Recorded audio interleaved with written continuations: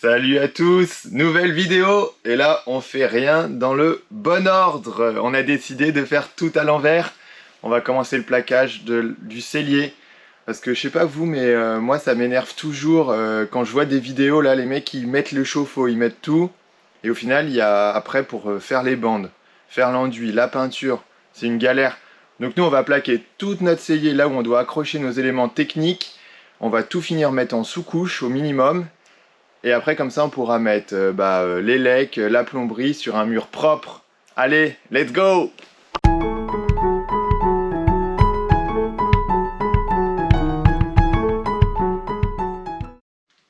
C'est là qu'on travaille. L'idée, c'est qu'on plaque ça. Et puis ça. Minimum.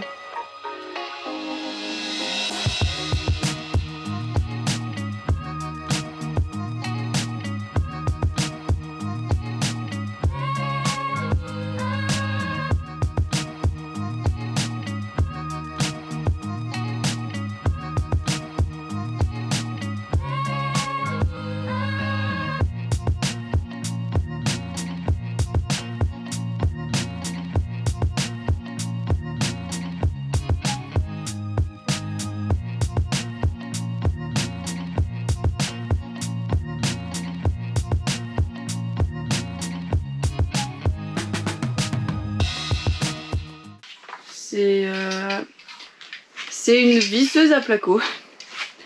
Et c'est pas mal, il y a des petites bandes comme une mitraillette là. Et franchement ça va vite, ça gère l'enfoncement de la vis avec l'embout magique qui se plaque. C'est pas mal.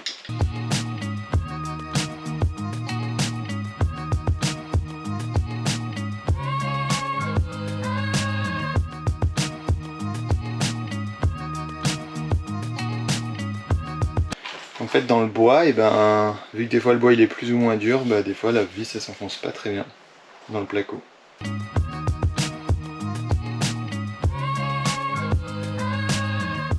On avait prévu de prendre des plaques de 3 mètres. Malheureusement, une fois arrivé là-bas pour les réceptionner, on n'avait pas de véhicule adapté et ça risquait de tomber du coffre, enfin du camion.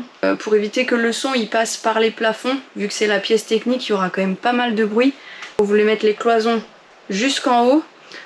Donc du coup on est passé en 2,50 et ça nous fait une petite coupe un peu ridicule, mais tant pis. On fera mieux la prochaine fois quand on fera livrer la grosse quantité.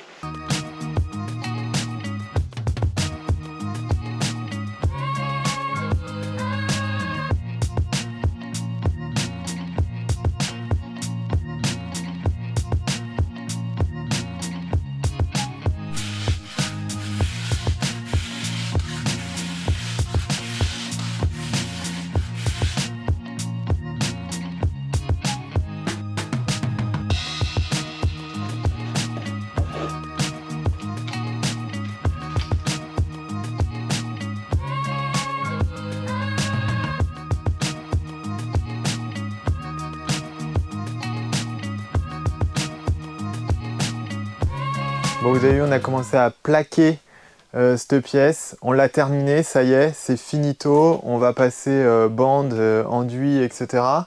On a mis double couche de placo ici pour phoniquement que ça soit nickel parce qu'il va y avoir toute la machinerie de la maison, donc l'onduleur pour les panneaux solaires, la VMC, la pompe pour l'eau de récup de pluie.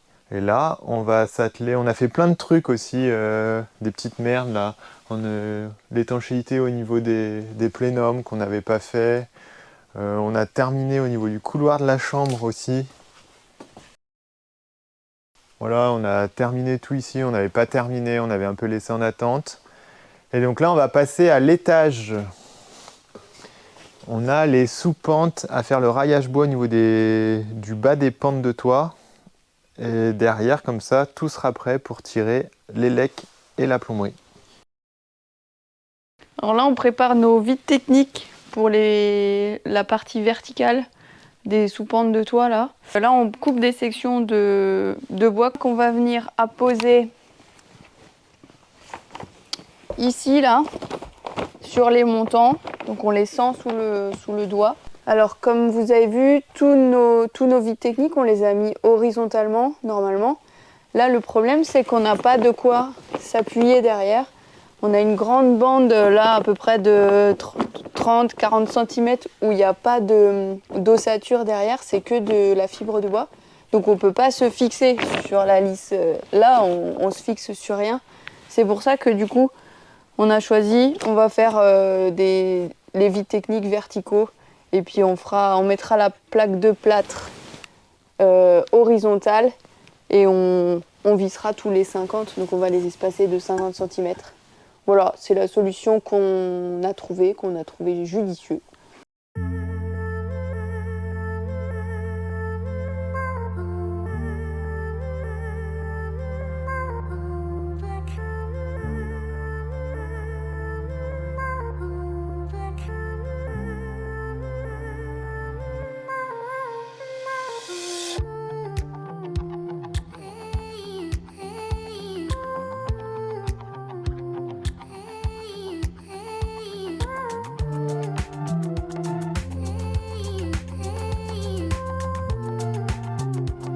On a terminé le vide technique sur la petite portion verticale dans la chambre, la première chambre. On va pouvoir passer les câbles électriques là, derrière, là où il n'y a pas de montant. Et on peut aussi les mettre là, derrière, parce qu'il n'y a pas de montant non plus. Il y a juste deux tasseaux là qui tombent sur un montant, mais c'est pas grave. Voilà, il y a toujours la partie haute où on peut passer des choses. Ça va le faire. On enchaîne, la même chose, 11 tasseaux de 79 cm à couper. Allez, let's go!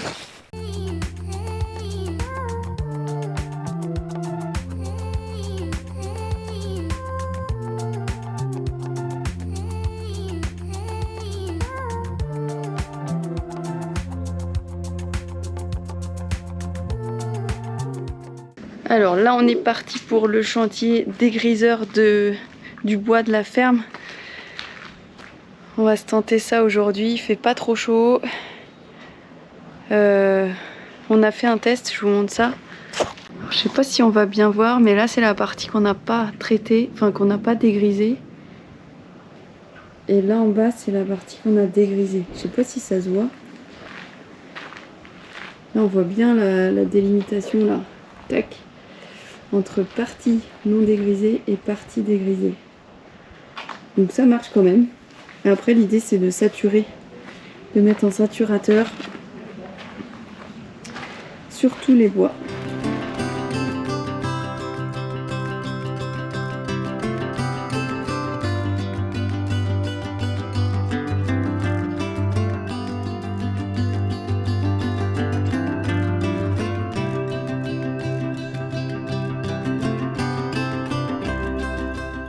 La mise en route est difficile aujourd'hui, après avoir cherché une mèche à bois pendant 40 minutes. Mais non, pas 40 minutes. Quel mytho. C'est à cause de Bricoman, ça. Putain, avec leur outil parfait qui est pas parfait du tout. Alors, on va raconter un peu notre vie trépidante de ce matin. On a acheté un nouveau jouet qui s'appelle l'outil parfait.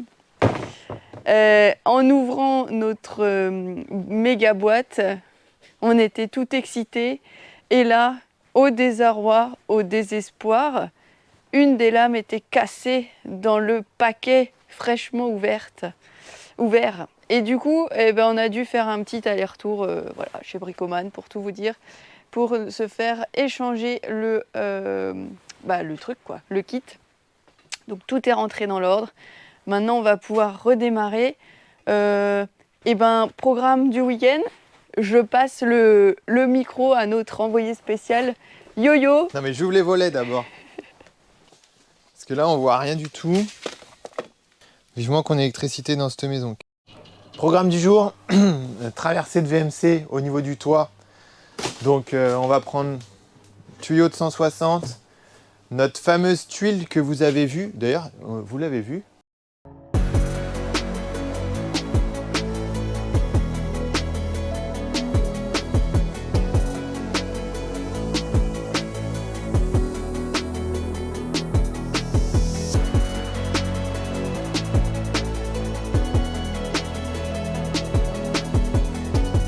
on a coupé ça.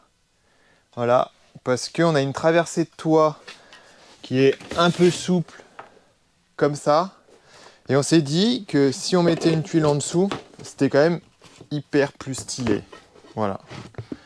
Franchement, c'est bien, on garde la gouttière de la tuile et tout.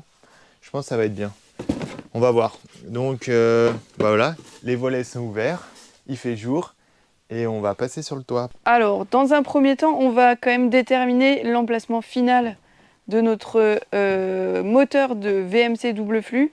Parce que là, on l'a placé là, mais voilà, il faut vraiment fixer la distance par rapport au mur, tout ça. Comme ça, après, nous, on peut traverser le plancher pour faire notre extraction d'air, qui va arriver du coup dans la salle de bain du haut. Et du coup, le tuyau se poursuit après pour aller sur notre toiture. On va démarrer de bas vers le haut, et puis en espérant que ça se passe bien, quoi. Je sais pas si c'est une bonne idée. Regarde ce qui se passe.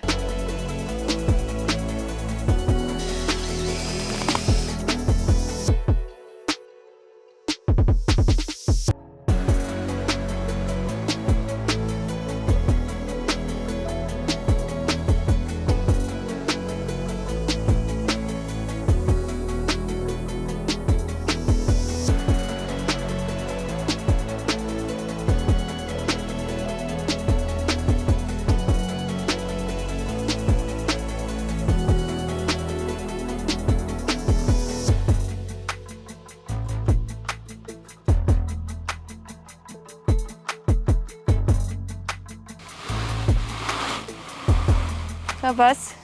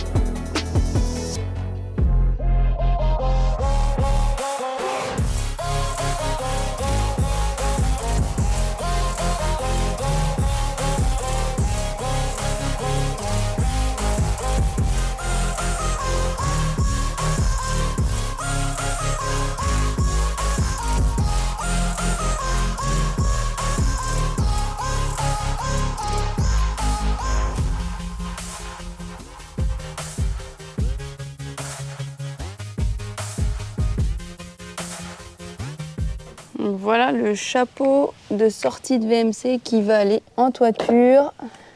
Allez, nous sommes de retour sur le toit. Ça faisait un petit moment. Donc voilà, j'ai enlevé une tuile. C'était la deuxième. Un petit coup de chance. Et hop, je suis tombé direct. Donc là, j'ai mis celle qu'on a coupée. Donc voilà, j'avais mis ça là pour bien repérer le trou à travers. Donc ça, c'est cool. Et donc après, on va avoir cette jonction là. On va avoir cette jonction qui va passer à travers la fibre de bois, qui va venir s'emmancher dans la bouche. Et en fait, on veut garder notre tuile comme support.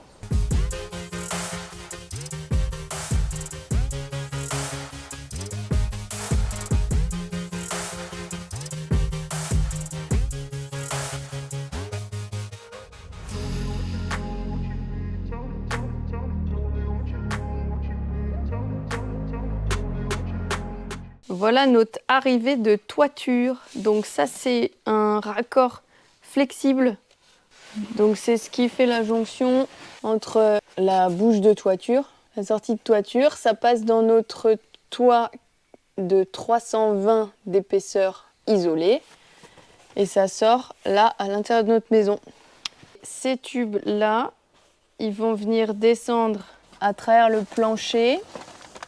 Et ça va venir rejoindre donc la salle, la pièce technique qu'on appelle buanderie ou cellier, ça dépend des jours. Et il va venir se raccorder au moteur de VMC.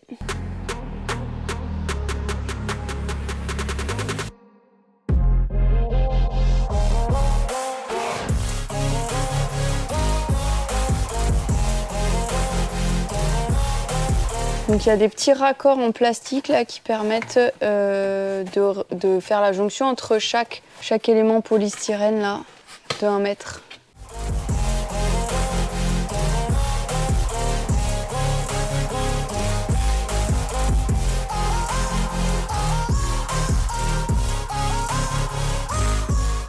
Ah mais là peut-être il faut remettre une jonction ou juste un collier, mais on n'a pas de collier. Si, on a des colliers seuls. Ah ouais? Ouais. Ah bah c'est ça qu'il faut alors.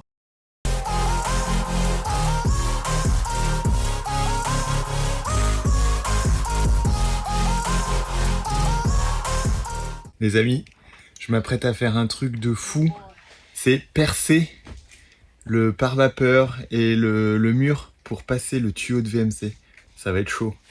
Oh là là, on a trop peur. Avec tout ce temps qu'on a mis à faire l'enduit, là on va faire un trou dans notre mur.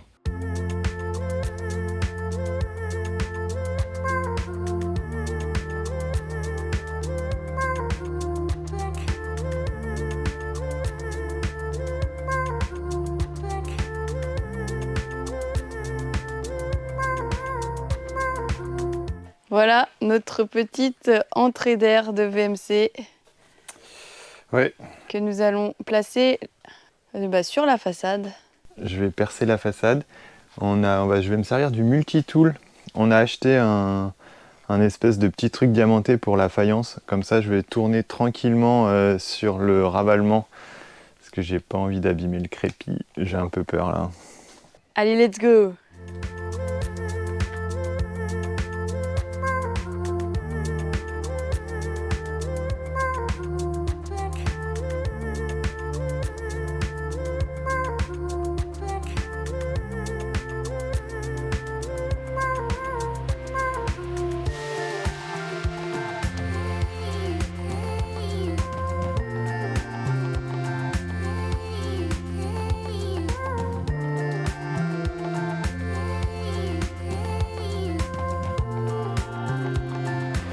Hello! Bon bah voilà. Bon là il faut voir que ça passe, si ça passe.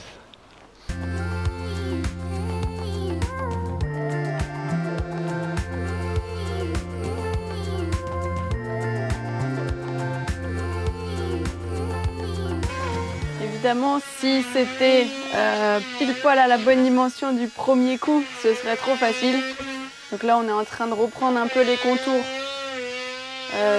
du trou. Et puis après, on va pouvoir passer le tuyau en polystyrène là.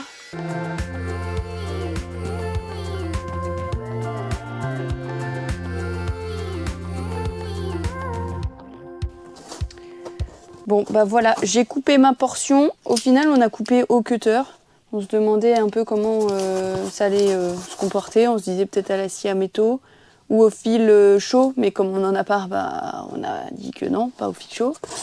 Et du coup, j'ai coupé au cutter. J'ai fait mes petites marques. Et puis, bah, c'est assez propre. Voilà, on va pouvoir faire la jonction. Donc ça, c'est la portion qui va dans le mur. Après, on met le manchon là avec la jonction.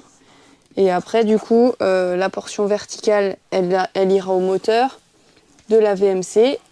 Et du coup, la portion horizontale, c'est là où il y aura la sortie en extérieur, la bouche de sortie.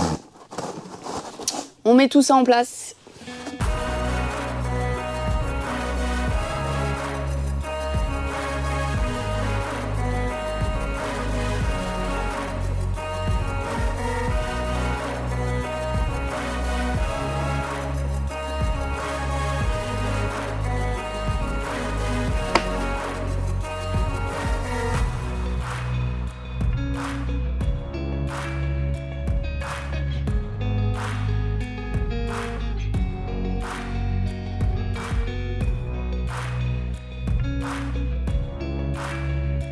Bon bah voilà, perçage effectué, on va l'enfoncer et on va le faire sortir à ras.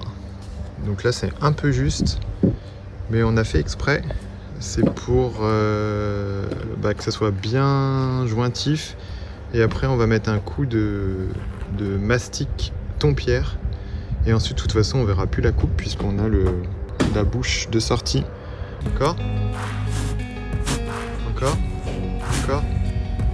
d'accord?